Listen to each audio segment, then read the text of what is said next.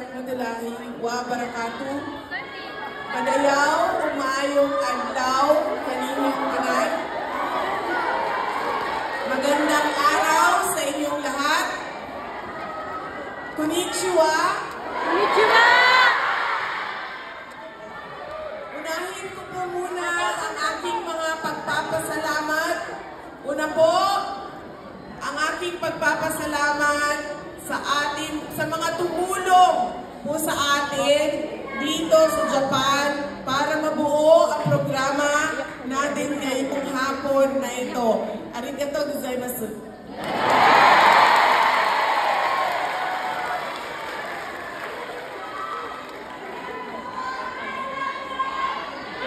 Una po, ang RDPU o Nagoya. RDPU Nagoya. So, iba pa pala yung sa Tokyo? Oh, okay. Sige. Oh, ang layo pala nitong Nagoya, ma'am, no? Kanina pa kami nawawala sa train, ma'am. Lumampas na kami. No flash daw. Sabi ni EVP. Tapos, nagkamali pa ng pasok yung ticket ko. Sabi ko pa sa train attendant, I'm sorry, Nasa loob, nandun may nagpa-flash. Sa unahan.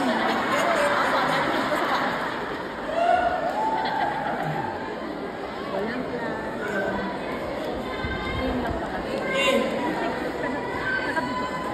Sino po ang pagpapasalamatan natin sa MIWA sa Imam? MIWA sa Tinood, si Mayor, si Vice Mayor, ang mga konsihal, mga barangay captain, ang MIWA. Wala ka na flash. Walang flash. Minus lang ko, minus. Ito ang sa MIWA.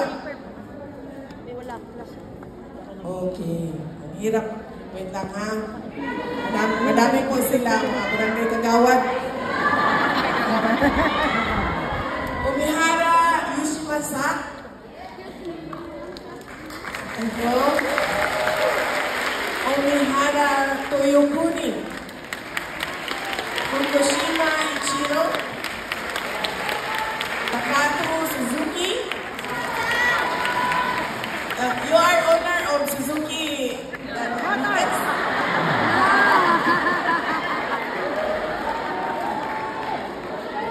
Ito, AG. Tanaka, Nobihiro, Sakai, Tsunetaka, Sakuman, Sutomo, Mochizuki Tomomi, Shibata Yusuki, Yamada Makoto, Yashi Hiroaki, Ramirez Marcelo, Nomura Kenji, Takahashi Naohiro, Toyoda Tomoyuki, Yasuda Atsunori, Kuzutani Takuchi, Gatos Jennifer, Miyoshi Masanuri, Suzuki Takao, ano naman yung ari? Sota Morita, Takao. Isatsuma Yukiko, Seiro Hayami, Manalili Laila, Fumito Ogiso, Kenta Minoshima, Oshiaki Asano, Yuhei Michida, Yukiko Kutsuna, Etsuko Suzuki, Rizahara Takihara,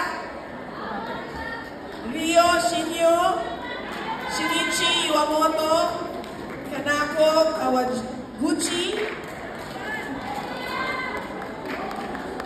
Yan yung nakasulat.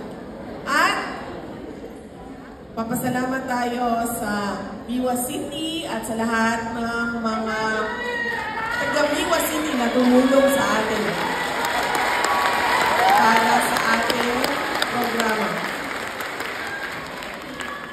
RDPU Nagoya Chapter, Lions Club Nagoya, Filipino Volunteer Group in Amashi, Hugpong ng mga katutubo, Japan Chapter, Toyo Toyohashi Lions Club, Nagoya Grand Ranch, Rotary Club of Immaculate Conception District 3780, Palaban Philcom, Aichi Philippine Community Association,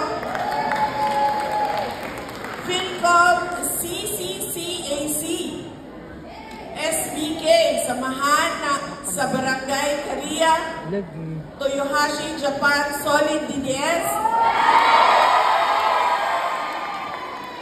Ito, sigurado ako marami ito. PRRD supporters, Nagoya.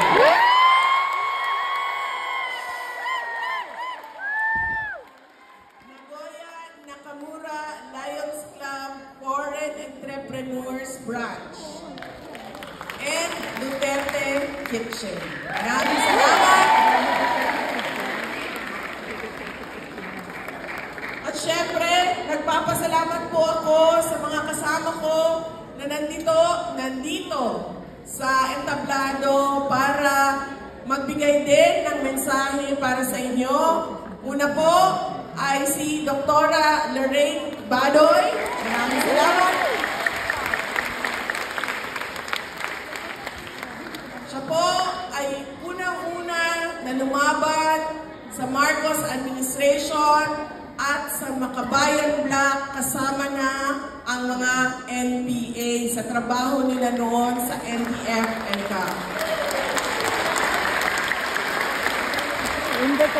Ang susunod na pagpapasalamat ko po ay binoto nating lahat at sigurado tayo nanalo ng nakaraang eleksyon, Dr. Richard Mata.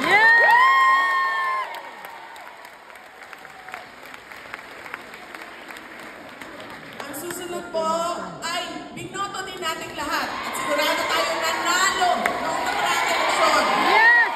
Attorney Vic Rodriguez.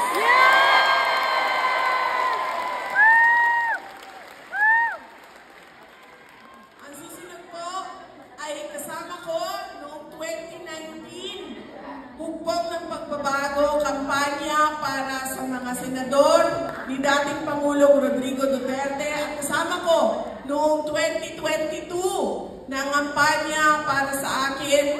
Sorry, nagkamali ako kahapon, hindi pa na ikaw unity dahil hindi siya nangampanya para hindi siya pumoto kay BBM.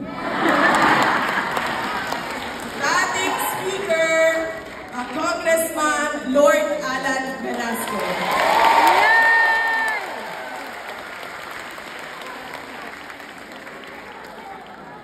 Wala po siyang dinalang president noong nakaraang eleksyon kasi hindi po gusto ng kanya. Ang unang-una pong naging kaaway ni Martin Romualdez ay ang asawa ni Lord Velasco, si Rowena Velasco. Ito po ang unang-unang naging kaaway ni Martin Romualdez na nung nalaman niya na tumakbo akong Vice President, sobrang iyak niya kasi sinabi niya hindi talaga mabuting tao yan. Paulit-ulit niya na sinabi noon. Ngayon, sabi niya sa akin, sinabi ko na sa iyo, Inday Sara, pikante mo ba?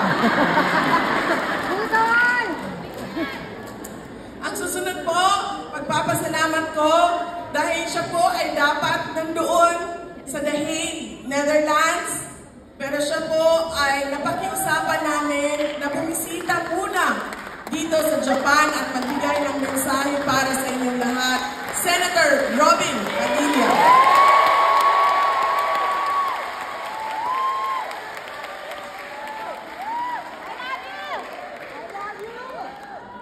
Ang susunod na pagpapasalamat po ay mula sa akin at mga kasamahan ko sa tanggapan ng pangalawang Pangulo. Nagpapasalamat po kami sa patuloy ninyo na pagtitiwala at patuloy ninyo na suporta sa aming opisina. Maraming salamat po sa inyong lahat.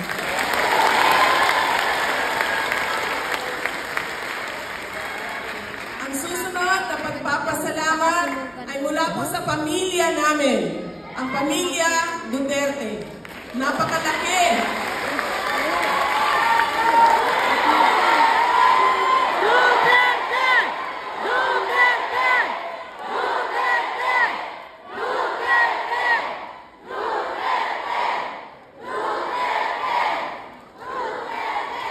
Napakalaki po ng utang na loob namin sa inyong lahat, mga kababayan namin, sa pagkakataon na ibinibigay ninyo sa amin na makapaglingkod sa ating pinakamamahal na bayan. Maraming salamat po.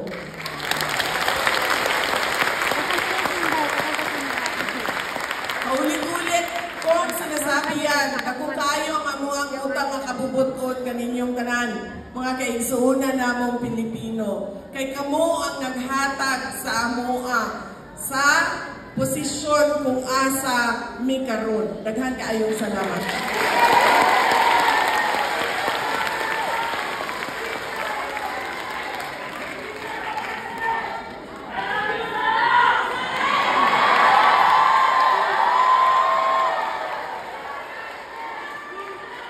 Mahal ko po kayo. At matagal ko man natanggap kung ano yung gusto ninyo. Pero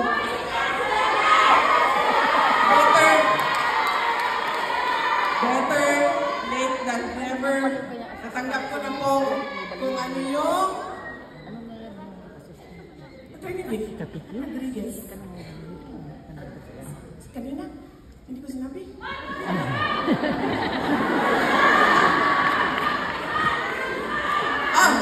Wait lang. Oh, pa-resign na nato na si Marcos man.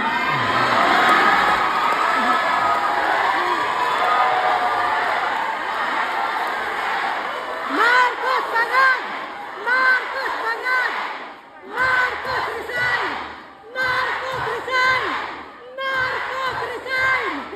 Marcos resign! Marcos resign! Marcos resign! Marcos resign! Bago natin siya pagbitiwin sa pwesto, pag-usapan muna natin kung ano ang kanyang ginawa. Nagnakaw! Alam na po! Kaya, Nagdurobo! tapusin ko muna ang aking mga pagpapasalamat dahil kailangan ko magpasalamat sa inyong lahat. Hindi ako makakarating dito sa harap ninyo. At hindi ako makakarating dito sa Nagoya kung hindi dahil sa inyong lahat.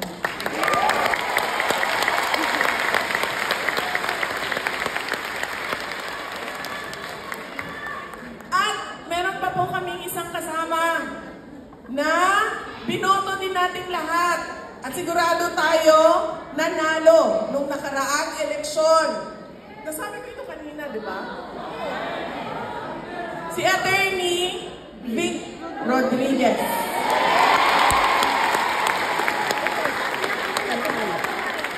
Alam niyo po, sinasabi nila nung mga nabudol ni Marcos, nagsasabi sila, kung nabudol man kayo, tingnan niyo si Inday Sara. Siya ang pinaka nabudol sa lahat. Pero, sinasabi ko sa inyo, hindi ako ang pinaka-nabudol sa lahat. Alam niyo kung sino?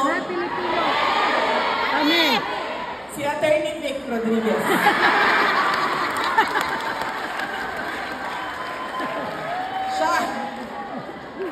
Siya ang abogado, kaisa-isang abogado na sumama kay Bongbong Marcos nung natalo siya ni Vice President Leni Robredo. Alam niyo po, kapag wala kayo sa posisyon at talo kayo, mawawala lahat yan ng tao. Sinasabi ko na yan sa inyo. Dahil ako din ay bumaba na rin ako sa posisyon noon. Nung ako ay mayor.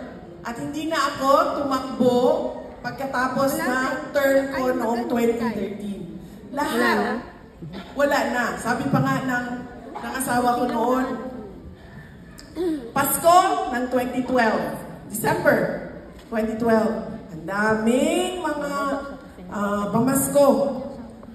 December 2013, kasi bumaba na ako ng July 31, wala na. Dalawa na lang ang regalo doon. Dalawa na lang.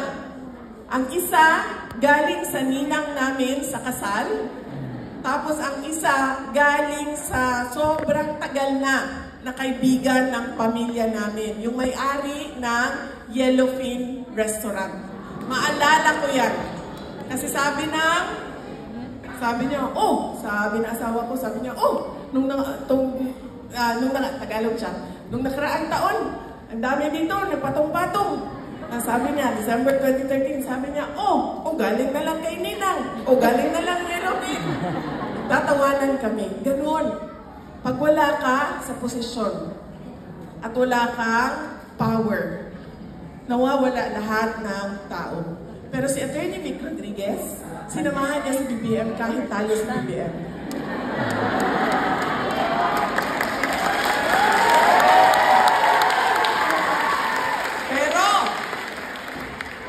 Pero, nung nanalo si BBM, iniwanan niya si Attorney Vic Rodriguez. Nabudol! Ang pinakaunang nalagas, hindi ako. Kasi ako, nagtiis pa ako ng 2 taon. Kasi, para sa akin, sinasabi ko, kung makita lang naman nila sana na nagtatrabaho lang ako dito, baka ay hindi nila ako aatakihin at babanatan. Pinanghawakan ko pa yon na sana ay makita nila na nagtatrabaho lang ako. Kaya, nagtiis pa ako ng 2 taon. Mamaya, ikukwento ko sa inyo kung anong nangyari after 2 years. Pero yan ang sinasabi ko sa inyo. Hindi ako ang una. Siya ang pinakaunang talagas.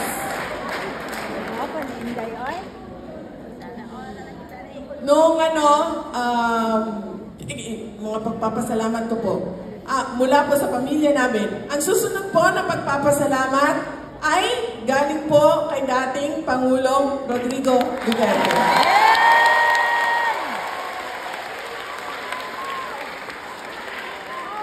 Noong Biyernes po ay tumawag siya sa akin. Itong nakaraan na Biyernes. Andito na ako sa Japan noon. Nagpwesto na kami, naghahanda kami para sa rally kahapon at para sa rally ngayong araw na ito. Tumawag siya sa akin. Ang una niyang sinabi ay, kamusta ka na? At ang una ko namang sagot sa kanya ay, nakalimutan mo ata ako kasi huli kang tumawag nung nakaraang Biyernes pa. 1 linggo na ang dumaan, ang chismis ko nagpatong-patong na. Nakalimutan mo ata ako tawagan. Sabi niya, pasensya ka na kasi minsan inuubos ni Veronica. Kasi meron lang oras kung kailan pwede tumawag. At kailangan niya hatiin yon sa aming 2 magkapatid. Minsan, sa sobrang daming good news ni Veronica, ni Kitty, ay nauubos yung oras sa tawag. At merong mga araw din na ayaw niya tumawag. Ayaw niya makipag-usap. Yung mga araw na yon, ng nakaraang linggo, ay dahil sa mga nangyayari sa Pilipinas. Dahil sa mga eskandalo sa flood control at sa budget ng ating bayan. Ang susunod po na pagpapasalamat ay mula po sa akin para sa inyong lahat.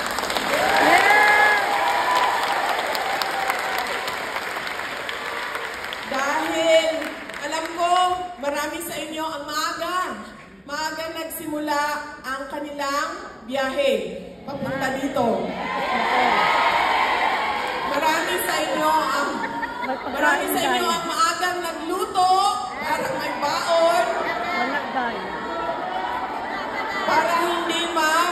Wala, gutom day. Marami sa inyo ang hindi natulog dahil kailangan maghanda. Ako!